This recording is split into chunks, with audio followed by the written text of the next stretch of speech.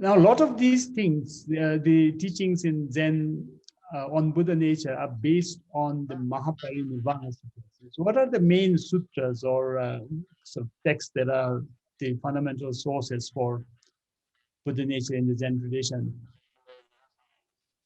Yes, quite a few sutras. In East Asia, there seems to be more emphasis on sutras, Mahayana sutras, as the basis for understanding, rather than the Indian shastras and commentaries, for whatever reason. So some sutras became very important in China early on, like the Avatamsaka Sutra, the flower ornament sutra. Especially chapter 37 in that sutra is the manifestation of the Tathagata, and which is saying that all sights are the body of the Buddha, all sounds are the voice of the Buddha, and all thoughts and workings of the mind are the mind of Buddha. So it doesn't actually mention the term Buddha nature in the Avatamsaka Sutra, but many teachings, especially that chapter, seem to be a strong influence for early Chan and other Chinese Buddhist schools. It's almost like a precursor to Buddha nature teachings. Then the Lotus Sutra, very important in East Asian Buddhism, China and Japan. Not so widespread or renowned in Tibet. So it's interesting how different texts become really popular in different places. And the Lotus Sutra also is kind of a precursor, I would say, to Buddha nature. It doesn't use the term, but in chapter 16 of the Lotus Sutra, the eternal lifespan of the Tathagata is saying that the Buddha is teaching this sutra, and Buddha is saying, it's not really that I was, born in Lumbini and practiced the way like this, that I was actually, beginninglessly have been the Buddha and will be the Buddha. So it's a kind of Dharmakaya teaching, but I think it doesn't even use the word Dharmakaya there.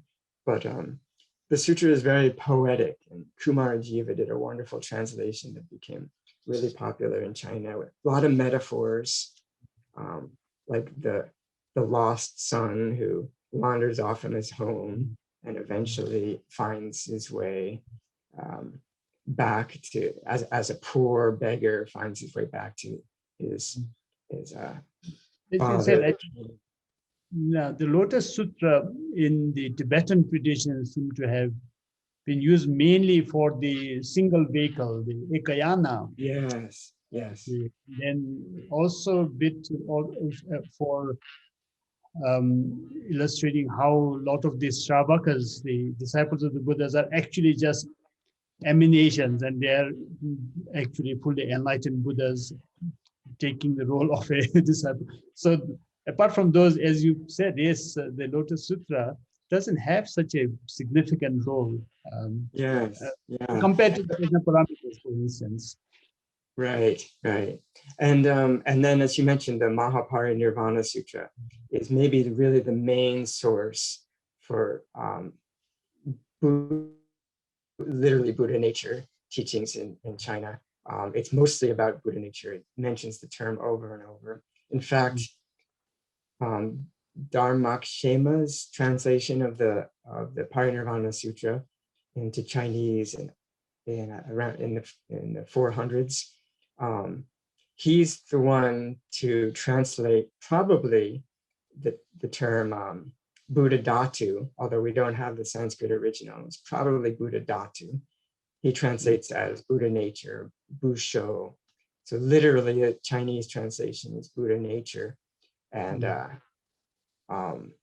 that became a popular term in Zen, coming from this sutra, really coming from Dharmakshema, this translator, kind of loosely translating Buddha Dhatu as Buddha nature, the Chinese character for nature.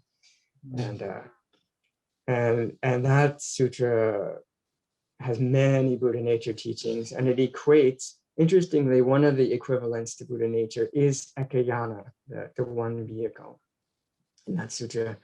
Also Dharmakaya, Tathagata, and maybe most controversially in that sutra, Atman, the true self, is not just mentioned occasionally in this long epic Parinirvana Sutra, but it's mentioned all over and over again.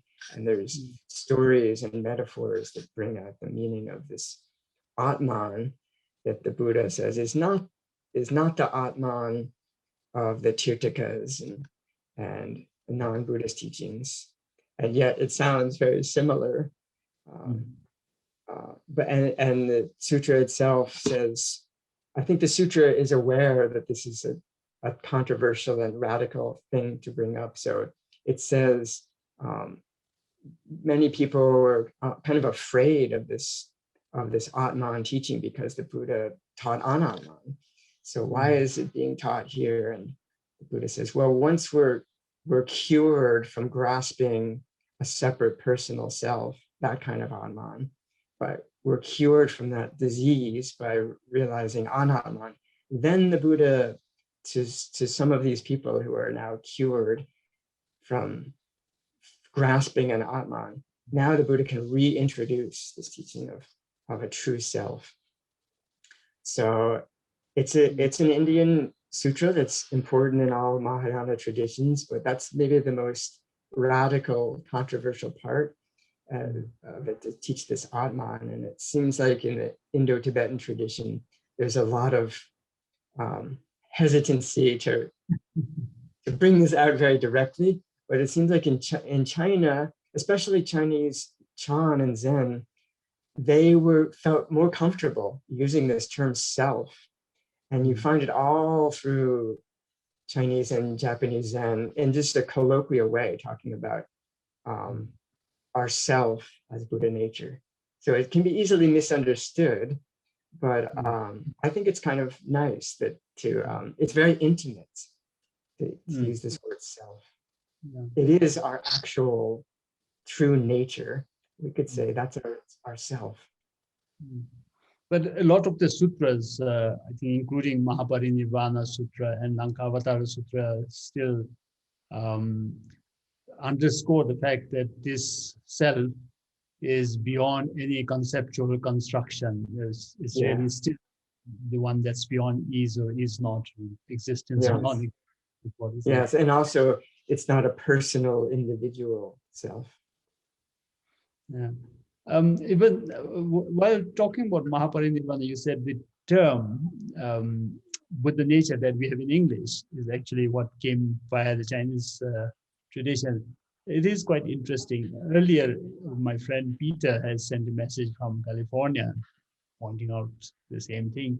Basically, we have two Mahaparinirvana sutras in the Tibetan version. There are three, but one is a non-Mahayana sutra. The two, we have one that was translated directly from Sanskrit, and that uses the term Sanjigikam, Buddha Dhatu, quite a lot. And then the longer one is what has been translated from Chinese to Tibetan, and that has the term Sangegi Rangshin. So I was doing a search, and the Chinese version has Sangegi Rangshin all over, as you said. The Buddha nature is all over the Chinese version. So the English term, I believe, the Buddha nature, the term Buddha nature we use must have come from the Chinese translation. Yes. Yes, and Tathagata they translate into Chinese the garba as storehouse or womb. The character means. So that comes in sometimes just used on its own, like the secret storehouse. They'll sometimes use. I think it's actually in the Parinirvana Sutra, but they'll use that kind of term in Chinese Buddhism, referring to Buddha nature. And one of the stories to illustrate what you were earlier explaining, I found this very touching. The story of a mother who has a child who is ill and has to be treated. Can you share that story used in the Mahaparinirvana Sutra to basically show how non-self was taught just to get over our clinging to the ego, and now we have to move on. Yes, yes. So the story, is, if you can share, I'll ask you to Oh, share. okay. Yeah, yeah. There's two milk medicine parables in the Parinirvana Sutra. Um, this one, I think the one about the mother, as I recall, is the mother. Let's see, what is it? It's The about child is drinking too much. Is getting sick from too much milk from the mother's breast, and the milk here is like Buddha nature is the analogy, and so the doctor says, "Well, put some poison on your breast so that the baby won't take too much of this milk anymore." So she does that. The baby stops drinking the milk, and then I think it's something like the doctor says, "Well, now it would be good if they have some milk again." So take the poison off your breast, and so the baby can come back and have the milk of Buddha nature, or the milk of true self. Really, is what we're talking about. The milk of Atman. First, it's like poison, so it's not healthy. So you should find some skillful means to keep the babies from drinking the Atman milk, and then. But after they're cured from that disease, then take the poison off your breast and let them drink the Atman milk. And I think in the sutra it says, at first the baby is very hesitant, like, I'm not supposed to go near that that Atman, that self. Isn't it toxic? And no, it's okay now. Now it's what you really, it's the medicine that you really need. So yeah, parables like that, very, very interesting, and very conscious of the fact that this is a controversial teaching. It is okay in certain circumstances.